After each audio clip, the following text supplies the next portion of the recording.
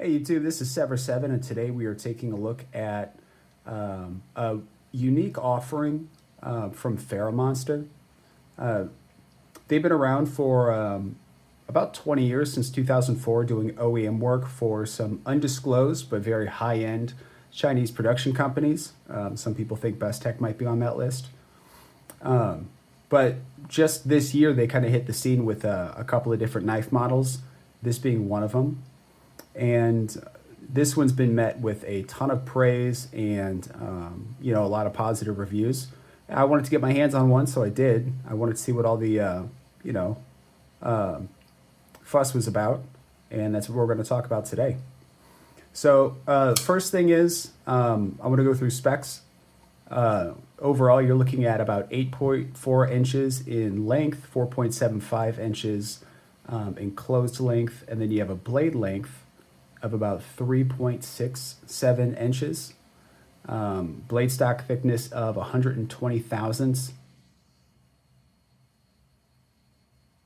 You can get a good look at it right there. And then overall weight of about 3.83 ounces. So it's got good ratios, but overall this is not a tiny knife whatsoever. Let's do a size comparison really quick.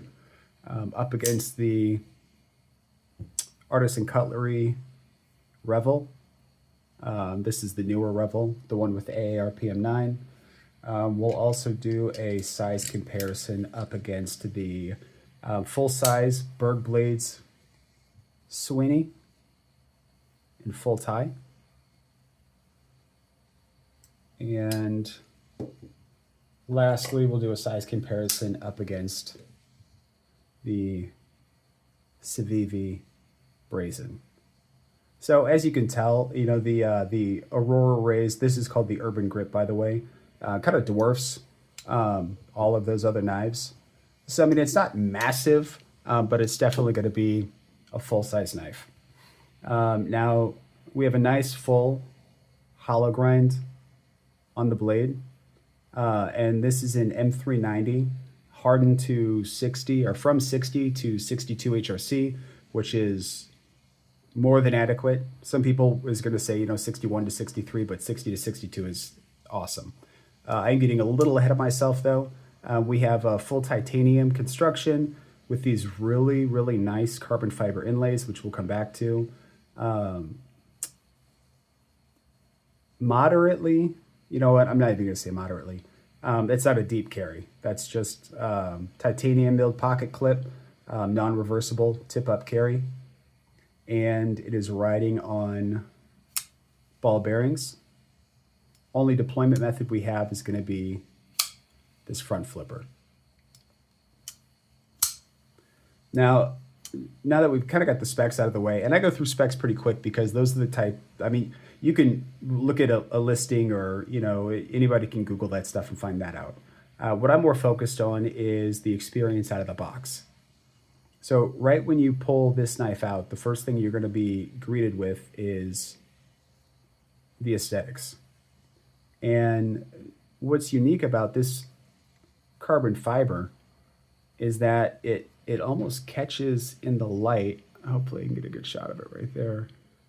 There's like little speckles of it that actually glimmer based on the way the light hits it. Let's see if I can find any on this side. I don't see any over here. But the other thing is that this carbon fiber is seamless. I mean, yeah, you've got raised edges, so you can feel the raised edge from the titanium. But anywhere it's not raised, like up front here, I mean, it's just a smooth, seamless transition.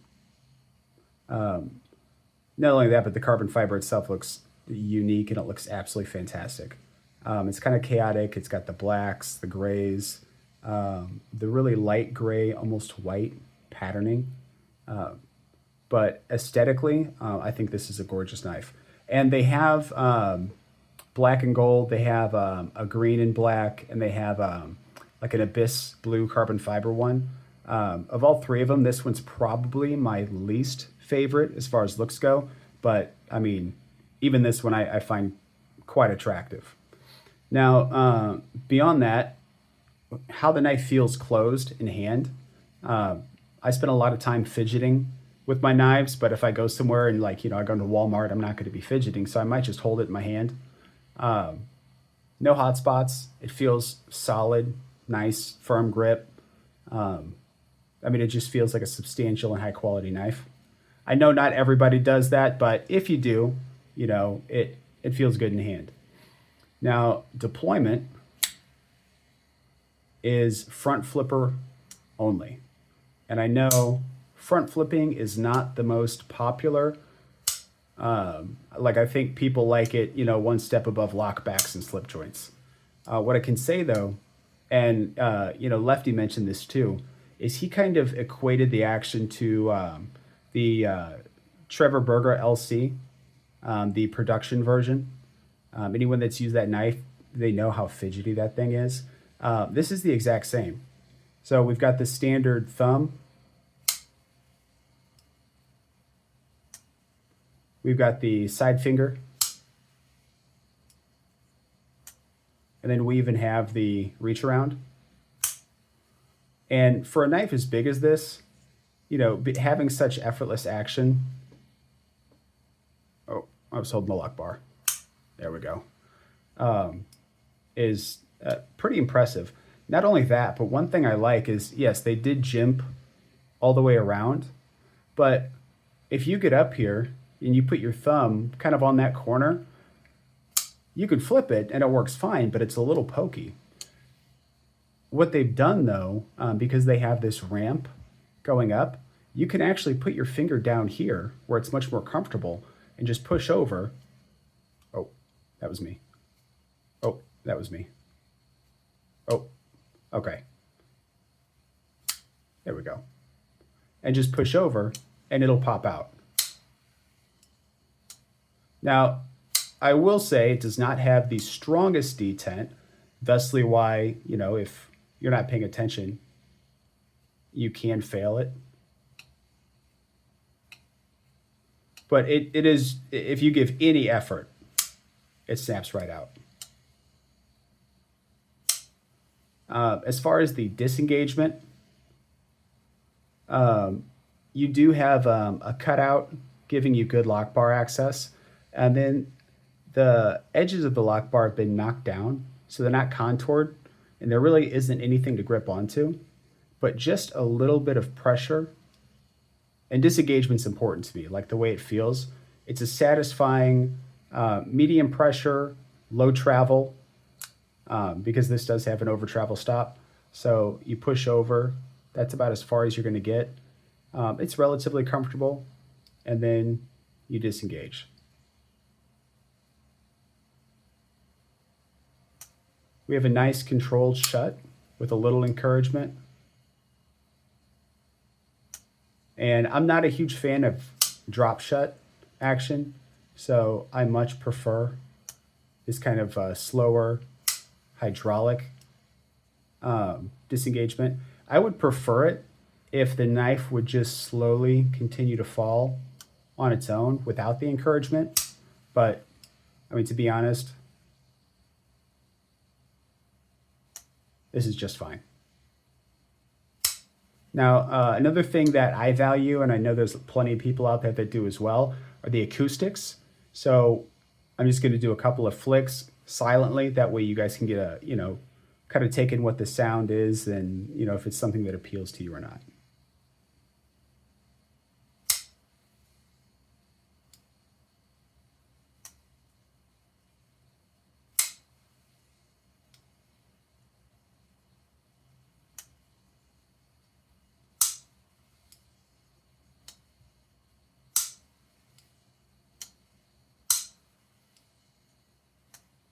Now for the closing sound.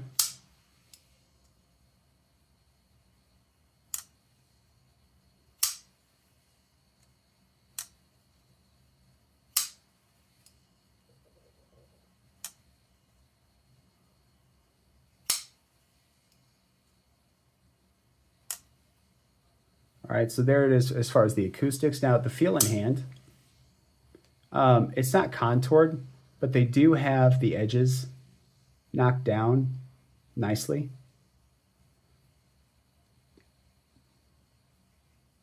You can kind of see there. So the feel in hand, I've got a large glove size, um, so essentially pretty average size hands, and I get a full grip. I have room to spare back here, and I've got room to spare up here, so I'm certainly not cramped at all. I've heard some people say that the pocket clip is a hot spot for them. To be honest, though, if I nestle it, not where my finger meets my hand, but just right here on the upper pad, which is where I go to naturally. If I do that, I don't I don't have any hot spots. I mean, I could do this pretty much all day long, and I wouldn't have any sort of an issue. So I guess to each their own. Maybe some people are more sensitive than others, but there's no hot spot for me. You can choke up a little bit, not a whole lot. You still kind of want to watch you want to watch that point, but you can choke up a little bit.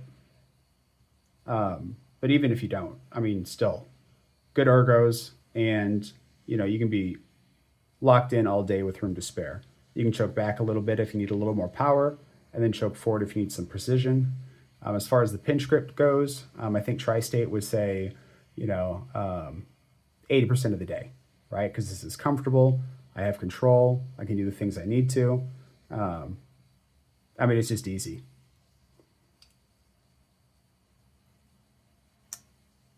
And then as far as the feel of the action, it feels fantastic.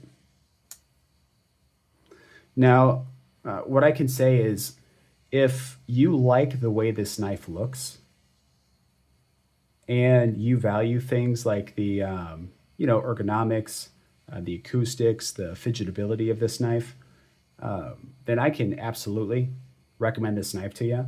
Bouncing back to the blade steel just really quick with the M390. Most of you probably know this already, but just for any newcomers, we look at knife steels and we look at their heat treatment, and that heat treatment determines how optimized its attributes are. And the attributes are the ones we look at are going to be edge retention, toughness, and corrosion resistance. And then some people toss in ease of sharpening. So as far as corrosion resistance, that is going to be the best attribute for M390. It's a 9 out of 10, which means that it's not likely to rust. It's not likely to, corrode or anything like that. Obviously, take care of it, but if it sits in the mud, for a little bit, or if you take it outside, and it gets gunked up, the chances of it corroding are pretty slim. Beyond that, it's got good voice cracked. I guess I haven't hit puberty yet. It's got good edge retention. It's a 6.5 out of 10. When something has good edge retention, that means you don't have to sharpen it as often, but that does mean that it's a little harder to sharpen. So edge retention and ease of sharpening, they have a direct correlation.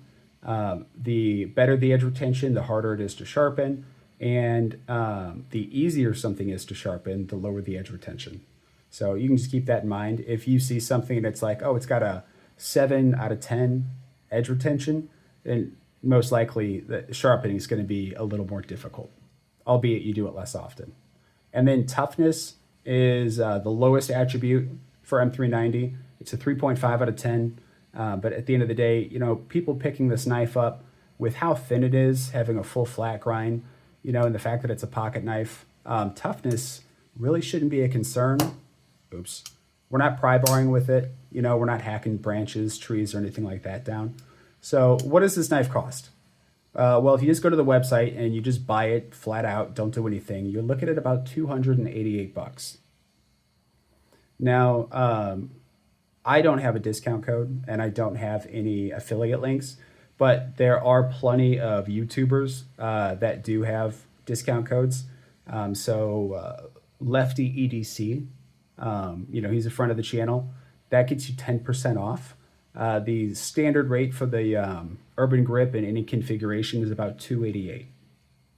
Now, at that price, is this knife worth it? Well, kind of like what I said, if you value the aesthetics, you like the action and the fidgetability, like if this knife speaks to you, then absolutely. I mean, this knife is worth every bit of what you would find at the same price point for a Wii knife, what you would find at the same price point for a Best Tech. This is right up there with that quality. Now, after the discount, it drops down to about 250 bucks, which at that price point, I would say definitely.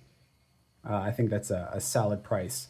Considering, like, if you look at what you get with artisan cutlery for 200 bucks, add 50 more bucks, and now you're kind of getting into that more premium Best Tech, more premium Wii territory. So I do believe it's a good value for money. But at the end of the day, we don't make buying decisions just solely based on the specs of the data. We're going to get this knife if it speaks to us. We're going to get it if we like the deployment method. If we think that we're going to enjoy the day-to-day user experience of it, that's going to be ultimately what makes us pull the trigger. So I'm going to have a link to Ferra Monster down below.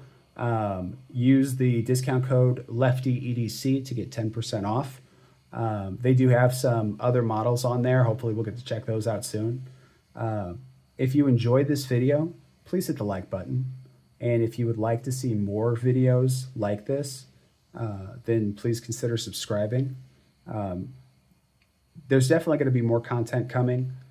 There was a big pause in it because I had to get my lighting situation figured out. And as you can tell, it's a whole lot better. Not perfect, but it's a whole lot better than what it was. So I appreciate the support. Thank you. And have an amazing rest of your day.